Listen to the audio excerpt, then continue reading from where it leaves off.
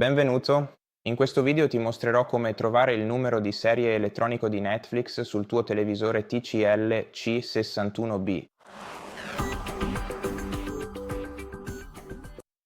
Per prima cosa dovrai navigare su Impostazioni rapide, poi aprire il menu Tutte le impostazioni da qui e quindi scorrere verso il basso fino a Sistema. Dopodiché dovrai scorrere verso il basso fino alla sezione Informazioni. Ok, è praticamente in cima, quindi non devi scorrere molto. Scorri verso il basso fino a Informazioni sul prodotto. Apri questo menu e poi in fondo a questo menu potrai trovare il numero di serie elettronico di Netflix, proprio prima della versione del kernel. Grazie per la visione, se ti è stato utile iscriviti, lascia un like e un commento e alla prossima.